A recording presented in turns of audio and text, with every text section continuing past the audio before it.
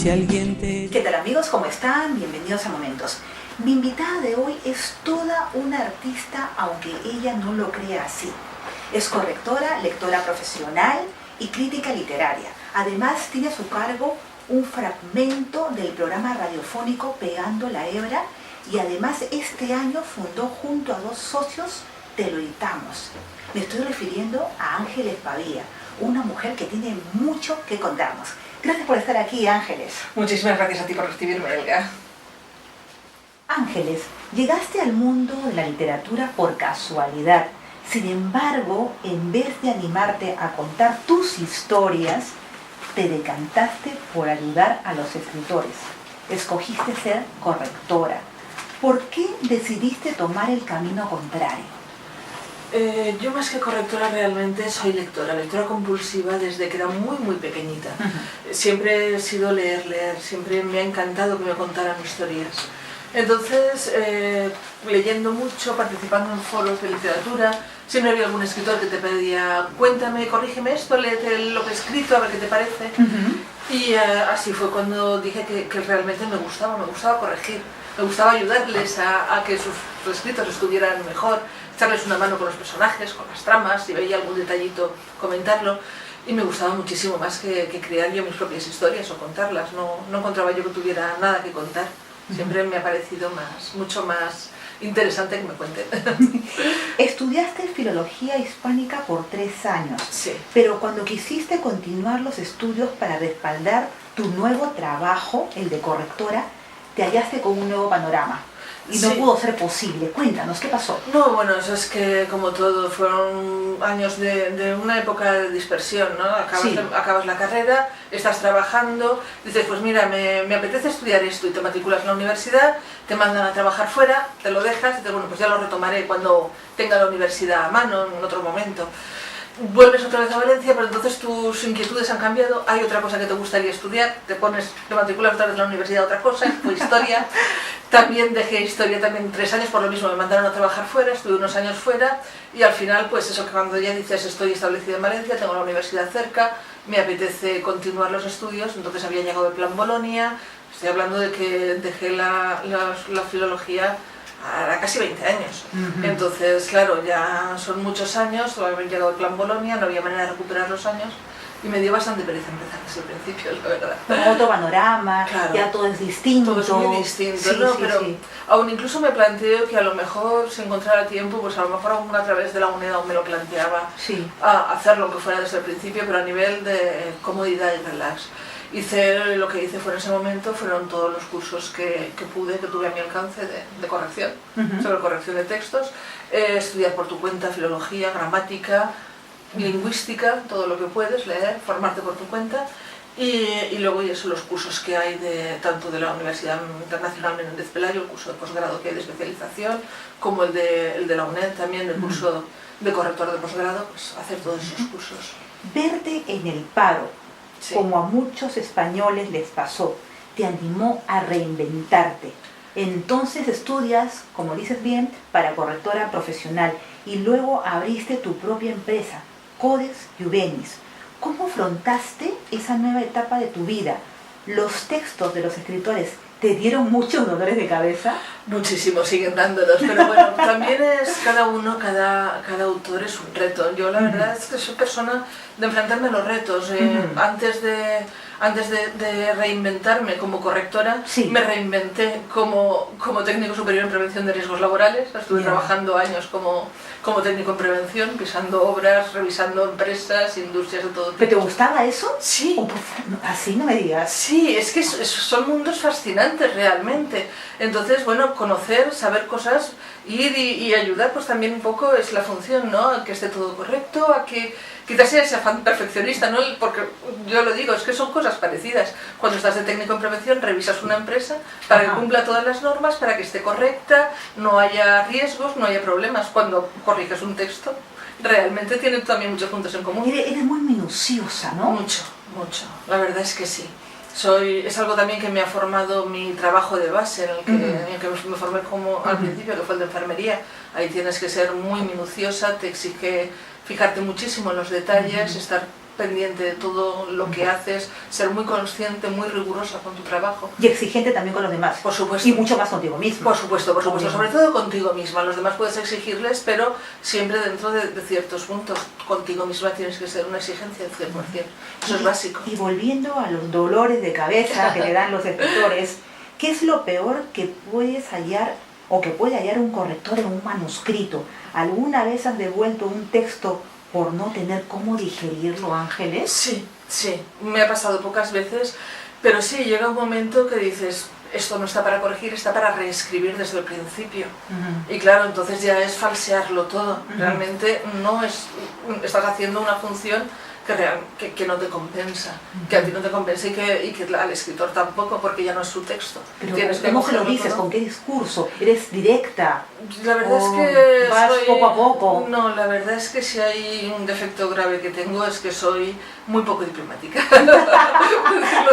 Así vas a espantar a tus clientes. Bueno, la verdad es que ya la gente me va conociendo y sabe que soy muy sincera, muy honesta, eso sí, y lo que digo, lo que pienso a ese nivel lo digo. Intento siempre, hombre, decir las cosas sin herir los sentimientos, eso tampoco, pero explicar al autor... ¿Y te han hecho caso esos escritores a los cuales les dijiste? Pues hay muchos que se han enfadado en un primer momento. No, la verdad es que decirle que no lo corregía solamente hubo un escritor, bueno, dos.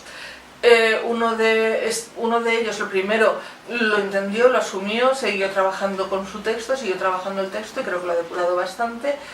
Y el segundo que se lo dije me dijo que tenía toda la razón y es uno de mis mejores amigos.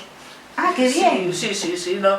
Yo tengo la suerte de que muchos de los escritores con los que he trabajado los considero muy buenos amigos y seguimos muy en contacto y con mucha cercanía.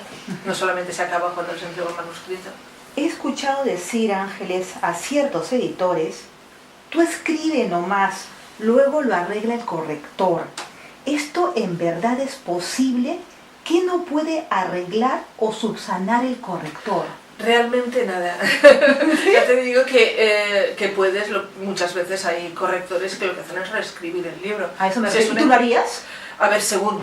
Ya. Según si me compensa. Esto es como todo, es una empresa también. Entonces, claro, si el beneficio, la compensación es lo suficiente, un poco es actuar de negro literario. Si te contratan para hacer de negro literario, pues bueno, compensa, ¿por qué no? Estás ayudando al escritor, estás ayudando a la editorial, eso es una faena, es pero un le trabajo. advierte, le dice, esto no es corrección. Hombre, claro, claro. Es lo que yo le dije a ese autor, eso no era ya una corrección lo que él me estaba pidiendo, había que reescribirlo totalmente, o sea, captar la idea de un párrafo y volver a escribirla porque no se podía leer. Pero ya es una obra tuya. Exacto, ahí entonces ya jugamos con otras cosas, es otro campo totalmente diferente. Y engañar a los lectores, ¿no? Claro, exacto, ahí está sobre todo el tema, esa es la cuestión. Hay quien trabaja de eso, yo desde luego no trabajaría jamás de eso, porque yo no me considero capaz de escribir lo suficientemente bien como para reescribir algo. Ahí ya juegas con que tienes que saber escribir muy bien, no solamente ser una buena correctora, sino a la vez ser una buena escritora y luego tener, no ya solamente tener los conocimientos técnicos, los conocimientos técnicos y específicos, sino tener el don de la escritura. La creatividad. No solamente es la creatividad la puede tener mucha gente que sea capaz de inventar miles de historias, pero luego aparte de tener el don de saber verter todas esas historias que crean su mente al papel. El talento. El talento para la escritura. La escritura es un arte, como todas las demás artes. Y necesita las tres patas del taburete, que es lo que yo siempre les digo a mis escritores. Un escritor, igual que un músico, que un pintor, que un bailarín, necesita las tres patas del taburete. Las tres T's, además son tres T's. Talento, técnica y trabajo. ¿Y tú crees que eso abunda? No abunda mucha gente que tiene la técnica y sabe escribir bien, que tiene el trabajo y entonces escribe bien, pero a lo mejor falta el talento. También hay mucha gente que tiene el talento, pero que piensa que con eso es suficiente y sin preocuparse de la técnica y sin preocuparse del trabajo se lanza a escribir y dices, vale, aquí podría haber un buen escritor, pero falta. Por eso hay que equilibrar muy bien las tres patas para que el taburete esté nivelado. Manifiestas que disfrutas de todos los géneros literarios. Sin embargo, veo cierta preferencia por los géneros negro e histórico. ¿Qué te anima a que vuelques toda tu atención en ellos? Hay otro género A también ver, que me he hemos olvidado, nombrado, por ahí se me ha ido. que es el fantástico. Ajá. La literatura Ya. fantástica. Pues, ¿qué me anima? De la literatura histórica me anima el hecho de que son historias lejanas de la historia, una época antigua, una época pretérita que me lleva a otros mundos diferentes, a otras épocas históricas diferentes. La curiosidad esa de encontrarte, ¿no? De sumergirte en un mundo tan distinto al tuyo, habitual. El mundo fantástico lo mismo. Ya. Me encanta la fantasía por eso, porque me traslada totalmente a unos ambientes, a unos sitios totalmente lejanos del mío. Y del género negro, pues el género negro siempre me ha gustado mucho, mucho por el hecho de encontrar, ¿no? Encontrar el problema, encontrar la solución a esos problemas que se te plantean en el género negro. Como es, pues eso, la búsqueda del asesinato, las pistas que va dejando el escritor, todo esa búsqueda del tesoro, ¿no? La investigación, trabajar el cerebro, ¿no? Sí, siempre me ha fascinado, ¿no? Y me gusta mucho la novela negra por eso, por esa búsqueda de a ver quién es el culpable, a ver qué es lo que hay detrás, ¿no? O entre comillas, de la verdad, exacto, ¿no? De esa verdad. Exacto. Sí. Destacas que te gustan las historias bellas y bien contadas. ¿Cuándo un libro cumple con todos esos requisitos? ¿Puede conservar su belleza una historia que esté mal contada o viceversa? No, a ver, una historia mal contada nunca podrá ser bella, pero eso es básico. Hay que saber contar muy bien una historia para que la historia sea una historia bella, de verdad. Luego, la trama, siempre, las tramas, hay mucha gente que dice que desde Homero está todo escrito, realmente. Y cuando tú estudias teoría de la literatura y estudias los temas, ves que los temas son siempre los mismos. La búsqueda del tesoro, el viaje del héroe, una serie de temas que son habituales en todos los géneros. Luego ya depende de cómo te lo cuentan. Yo siempre digo que me puedes contar Pulgarcito, que si me lo cuentas bien contado te pediré la Bella Durmiente, por mucho que me conozca la historia, por mucho que sea algo muy trillado, pero lo que me interesa a mí es que me lo cuentes bien contado. La historia puede estar muy bien, pero realmente sí, hay historias maravillosas a patadas, pero la literatura, cuando estamos hablando de literatura, estamos hablando del arte de contar historias. Igual que la pintura es el arte de plasmar con pinturas, con pigmentos, algo, o el arte, o la fotografía es el arte de plasmar una imagen con una cámara, el arte de la literatura es el arte de plasmar con palabras algo, una historia, una imagen, pero es el arte de plasmar con palabras. Y entonces yo creo que ahí lo que importa es la literatura. Veo que muchas veces te resistes a ciertos cambios que efectúa la RAE en cuanto a la acentuación o la conversión de palabras que vienen de otros idiomas. No existe uniformidad en los textos. Unos se rigen todavía de las reglas anteriores y otros a regañadientes acatan. ¿Cómo ves el panorama? ¿Al final todos terminarán haciendo lo que les da la gana con el idioma Ángeles? Espero que no, por favor, espero que no. Yo creo que la RAE tiene una función muy importante. Otra cosa es que yo personalmente esté en desacuerdo con algunas de las normas que impone o de algunas de las decisiones que toma. Pero siempre pienso que es fundamental. Por ejemplo, estoy muy en contra de la costumbre que ha cogido últimamente de que por el mero hecho de que mucha gente lo diga mal, se acepta como bueno. No, si es gramaticalmente correcto u ortográficamente incorrecto, por mucho que mucha gente lo diga mal, no aceptes como bueno lo que está mal hecho, corrígelo y sigue insistiendo en que eso está mal hecho. Se dan convencidos, ya no. Exacto, entonces luego igual también como los anglicismos. Bueno, ahora la RAE está haciendo una verdadera campaña contra los anglicismos innecesarios. Una cosa es que se crea una palabra nueva, ¿Y por qué? Porque es una palabra nueva para algo que no existía antes. Por ejemplo, ya ha aceptado tuitear. El verbo tuitear ya está aceptado en la RAE. ¿Por qué? Porque antes no existía, entonces viene con esa palabra, pues bien. Es algo nuevo. Es algo nuevo, entonces sí, es un neologismo y hay que crearlo, es necesario. Pero, por ejemplo, llamar con palabras inglesas a algo que tenemos totalmente en nuestro idioma, pues eso es lo que no debemos hacer. Es lo que no debemos, por ejemplo, dejar de decirlo, es muy cool, es muy cool. Sí. Pues, no, es muy guay. Guay es una palabra que está en el castellano, ahí está en manuscritos desde 1300 y pico. Di palabras es muy bonito, está muy bien, es algo fantástico, pero no muy cool. ¿Para qué? Si con tantos sinónimos que tenemos en castellano tienes que admitir palabras de otro idioma, es empobrecer nuestro idioma. Estudiaste historia y aprobaste el acceso a Bellas Artes. Sin embargo, no pudiste terminar. La primera todavía está presente en tu vida, pero ¿sigues pintando? A ratitos, más que pintar es el dibujo. Me gusta dibujar. Sí, a ratitos voy haciendo mis pequeñas cositas en casa. Cuando tengo algún ratillo, pues bueno, algo cojo, algo hago. ¿Qué te inspira? ¿Por qué vuelves al dibujo? Inspirarme, pues querer hacer algo. Pues muchas veces ratos decir, necesito coger un lápiz y ponerme a dibujar. Entonces busco algo que me apetezca dibujarlo y lo dibujo. ¿Pero es por entretenimiento, relax? ¿Qué buscas ahí exactamente? ¿Evadirte? Sí, evadirme, relax, entretenimiento o simplemente decir, me apetece esa necesidad, ¿no? Me apetece, sobre todo me gustan los retratos, ¿no? Entonces me apetece dibujar a esta persona. Coger y hacerlo a mi manera, en mi casa, tranquilamente, coger un lápiz, un papel y hacer un esbozo de la cara, una fotografía que he visto, de alguien que conozco, que tiene una fotografía por allí y me gusta hacerle.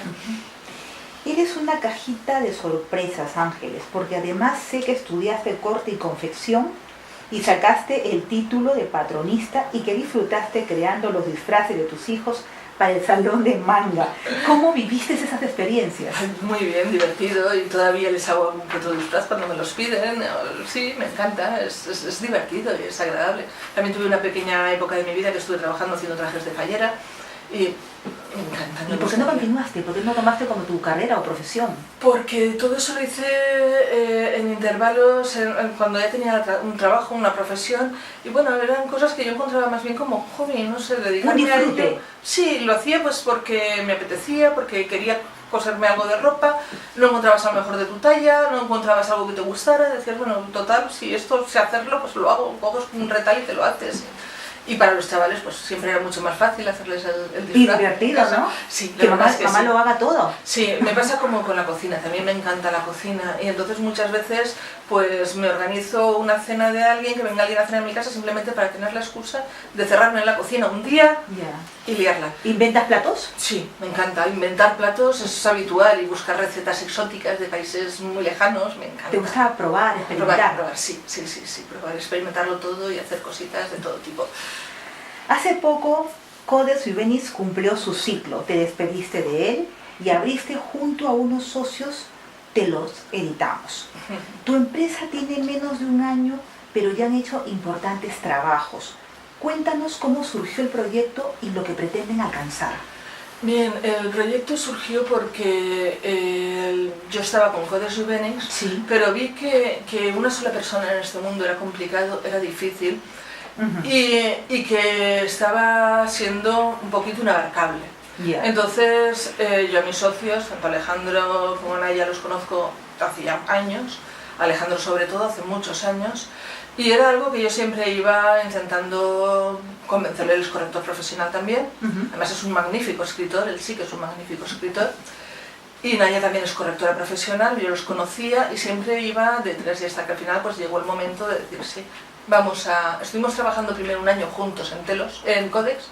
Codex estuvimos los tres un año en Codex antes de ver que realmente sí, y entonces fue ya cuando sacamos Telos. Pero Telos es el proyecto de los tres. ¿Y se llevan bien? Sí. ¿Hay discusiones? ¿Tienen diferentes posturas? Tenemos a veces distintas posturas, pero realmente ya te digo que nos conocemos hace muchos años a un nivel de confianza muy importante. Y todas esas pequeñas desavenencias se subsanan con rapidez, se subsanan con mucha facilidad. ¿Todos los escritores que se acercan a Telos ven plasmadas sus obras o rechazan algunas? A ver, ¿Hay requisitos?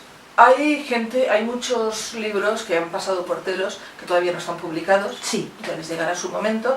Hay muchos que optan por la autoedición, hay otros que nos buscan para que le echemos una mano como para buscarles editorial. Bueno, pues hay algunos que todavía no están.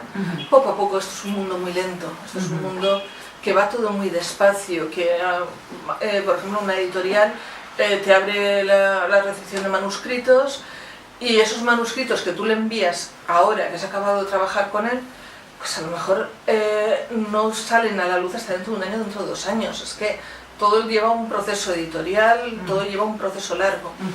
Y entonces, bueno, pues también hay que encontrar, no siempre todas las editoriales tienen toda la relación de manuscritos abiertos, no siempre llegan los manuscritos o no siempre se ve en el momento de que salga ese manuscrito a la luz. Todo tiene... Muchos critican las obras autoeditadas porque manifiestan que se publica cualquier cosa y saturan el mercado con obras de mala calidad. ¿Cuál es su opinión, Ángeles? A ver, en el mundo de la autoedición, yo siempre pienso, intento que se conozca la diferencia entre autoedición y autopublicación. Autopublicación es cuando un autor escribe y tal cual coge, lo pone, cuelga en Amazon o otras plataformas similares y ya está. Y autoedición es cuando ese libro, un manuscrito, lleva un proceso editorial, un proceso de edición. Bien sea una editorial o bien sea un servicio editorial que un profesional revise el texto, lo limpie, lo pula, y entonces, pero eso puede hacerlo el autor por sí mismo, o bien una editorial como empresa. Correcto. Pero siempre hay que diferenciar la autoedición de la autopublicación. Publicar se puede publicar cualquier cosa, pero autoedición ya implica que hay un trabajo editorial. Una responsabilidad. Claro, claro, claro. Has colaborado en varios programas de radio y tienes un espacio permanente en Pegando la Hebra que dirige María Vicenta Porcar. ¿De qué te agrada hablar en tus intervenciones? Yo en mis intervenciones hablo sobre todo de lo que es lingüística, pues, mi espacio se llama Queridas Palabras, ya cuando creamos, bueno, Vicenta creó y estuvimos ahí con ella, el programa Pegando la Hebra, pues ya nos dividimos un poquito lo que eran las funciones de la gente del equipo. Y entonces, pues, aunque yo soy también lectora profesional, soy crítico literario, allí no hablo de libros, puedo en un momento dado entrevistar a alguien o de algún libro en concreto. Aquí están Marina, están Marta, que son escritoras fantásticas y además especialistas, que ellas se ocupan mucho mejor que yo de hablar de libros. Celia, con esas miradas suyas, que nos habla de situaciones, de cosas, sobre todo cosas antiguas de Valencia, pues tiene también su espacio. Yo me ocupo más de la parte lingüística, en mi espacio Queridas Palabras. Ese tema, pues eso, de hablar de nuestro idioma, de todas esas cositas que se van viendo. Has mencionado tu faceta de crítica literaria. ¿Cuán crítica eres? Mucho. Muchísimo. También ahí en eso no te mides tampoco. No me suelo medir, por eso últimamente lo tengo un poco aparcado. Me ha dado muchos disgustos y bueno. ¿Reclamos? Sí. ¿De muchos editores no estaban de acuerdo? No, editores no, escritores, ahí los autores son los que se enfadan cuando les dices algo que no les gusta. No, pero bueno, la tengo un poquito aparcada también por falta de tiempo. Es que claro, dices... A mí escribir una reseña no es algo que haga, o una crítica literaria, llámalo como queramos llamarle, no es algo que pueda hacer en un rato. Me leo un libro, primero léete el libro, que ya son horas, pero yo la reseña es un trabajo de horas para mí también. Mucho tiempo. Yo les dedico mucho tiempo, entonces claro, no es algo que pueda estar haciendo todos los días o todas las semanas. Cada semana una reseña. Estamos con un periodo de corrección y hay que sacar, y estamos también sacando entradas para el blog. Allí eran también algunas reseñas, pero claro, estamos creando la página web de Telos y estamos ahí, de Telos editamos. Sé que te gusta montar a caballo y sueñas con tener uno propio. Me encantaría. El contacto con la naturaleza es muy importante para ti. ¿Qué te aporta estar cerca a ella? Me aporta calma, serenidad. Para mí, ratos que paso en la naturaleza es como si me pusiera las pilas. Tampoco toda la naturaleza en general, soy un poquito así, me gusta, hay unas zonas en concreto que me gustan más, y es que son los bosques con ríos, con riachuelos, los riachuelos perdidos así entre los bosques. Pasarme ahí una mañana, un rato, vuelvo renovada. ¿Y cómo es tu relación con los caballos? ¿Por qué los caballos? Desde pequeña, desde muy pequeñita me fascinaban, era verlos y me enamoraba. Dice mi madre que en el pueblo que había caballos y eso, que apenas andaba, y es que me iba a engancharme de las patas a cogerme de ellos como loca. Siempre me han parecido fascinantes, he tenido una conexión muy buena con ellos. Con todos los animales. ¿Te entienden? Sí. Tengo, igual que con los perros o con los gatos, me llevo bien con los animales. Pero el caballo tan grande y tan majestuoso... No lo puedes tener en tu casa, pues, ¿no? Ese es el problema. Por ahora no, al menos por ahora no. Ese es el problema, si pudiera. Eres una mujer que se interesa por temas esotéricos, paranormales, y que siempre investigó sobre el mito. ¿Te consideras una mujer de fe? ¿En qué cree Ángeles? No, Ángeles no es una mujer de fe en absoluto. No. Ángeles, si se define por algo, es por ser muy atea. Ángeles lo que pasa es que lleva investigando las religiones antiguas. Sí. Desde muy jovencita también me fascinó, cuando tenía 11, 12 años por ahí, que descubrí que había otras religiones aparte de la que me enseñaban a mí, y eso supuso para mí un choque importante, decir, otras religiones, y que había habido otras religiones diferentes en la historia. Y entonces, claro, ahí empecé yo a investigar, ¿no?, qué creían otros pueblos. Empecé a conocer la mitología griega y romana, entonces empecé a investigar en qué creían otros pueblos, que era este fenómeno de la religión. Empecé pues a leer. Tenía 11 años cuando mi madre, fue todo por culpa de este libro, mi madre me habían dado las estrenas, no sé si conoces la costumbre aquí en Valencia de las estrenas, que es el día de Navidad, a los niños se les da dinero. Y luego está el día de Reyes, que les vienen los regalos, los Reyes traen los regalos.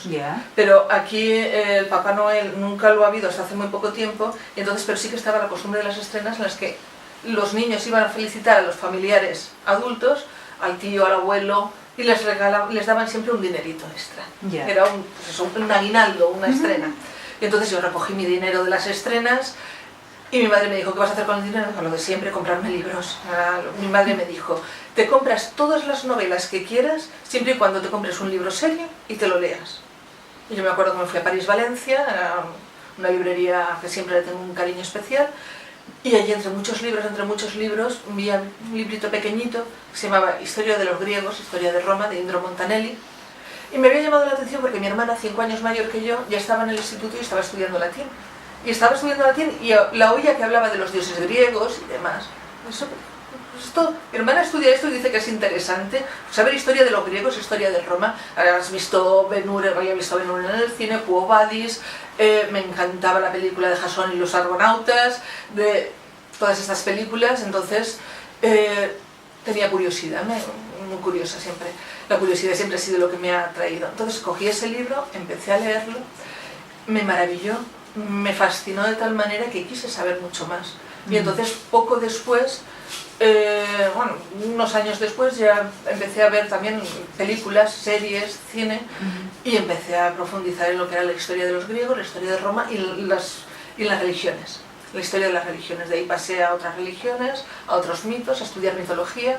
Fue cuando después, unos años después, descubrí a Mircea Eliade con todos sus libros sobre mitología, La Rama Dorada de Fraser, en fin. ¿Y tus estudios trajeron por tierra lo de la fe, tu religión? Sí. Bueno, la verdad es que nunca había sido yo demasiado, me planteaba muchas cosas y había muchas cosas de la religión que no me convencían en absoluto, por eso quise investigar, no me lo creía, no me llegaban, ¿no? ¿Y el esoterismo dónde encaja en todo esto? El esoterismo para mí encaja como mitos originales, ¿no? Como las creencias de la gente cree en esas cosas esotéricas, la gente cree en el horóscopo, cree en el tarot, cree en las runas, cree en todos estos métodos de adivinación, son creencias como cualquier otra religión, y entonces para mí es interesantísimo ver esas creencias, en qué se basan, cómo se desarrollan a lo largo de la historia para dar lugar a unas creencias hoy día, cómo los pueblos antiguos, los pueblos primitivos y los pueblos nativos que existen hoy día tienen sus creencias, ¿no? sus creencias animistas, sus creencias chamánicas, y entonces todo eso me parece un mundo fascinante. ¿Y haces alguna sintonía especial con alguna de ellas? No, a ver, hay algunas que me gustan más. Me gusta mucho lo que son los ritos chamánicos, sobre todo los de la zona mongola, del norte de Mongolia, son muy curiosos, muy interesantes. Luego me gustan muchísimo también los ritos chamánicos de la zona de Norteamérica. También la mitología me llama mucho la atención porque me llama muchísimo la atención la cultura germana, la cultura vikinga. Es una pasión, y entonces toda su mitología que nos ha venido a través de las Edas, los libros de las Edas prosaica y la Edda poética, y entonces son cosas que me han llamado mucho la atención en esas mitologías. Por supuesto la griega y la romana, que es nuestra base. Necesitamos una segunda parte para eso, nada más. Cuando quieras. ¿Tendremos alguna vez un libro de Ángeles Pavía en nuestras manos? No creo. Hay un par de relatillos por ahí, puede que algún relato en alguna antología, pero escribir yo un libro entero, lo veo un poco difícil. A lo mejor un tratado, un ensayo o algo, pues podría ser. Ahí a nivel divulgativo aún me atrevería a algo. De hecho tengo en mi blog artículos sobre mitología germana y demás. Ahí sí que, y ahora en una revista que se llama Hierro y Huesos ha salido un artículo mío sobre el origen del hombre lobo. Bien, esas cosas a lo mejor sí que podría uno hacer un libro divulgativo sobre... Pero como novela ficción lo veo difícil. Como coautora, pues a lo mejor quizás ayudando, pero como autora yo en solitario no creo. Ángeles, ha sido un placer tenerte en Momentos. Gracias por tu tiempo. Demoró mucho esta entrevista. Muchísimas gracias a ti, Elga. Ha sido un placer. Eso fue todo por hoy, amigos. Gracias por estar ahí. Soy Elga Arreategui. Nos vemos pronto.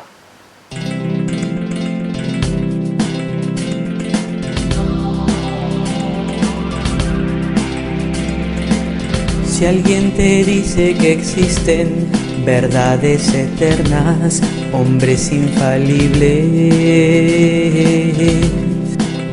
no le creas, no le creas, no le creas. O que tu vida es escrita sobre algunas cartas o allá en las estrellas.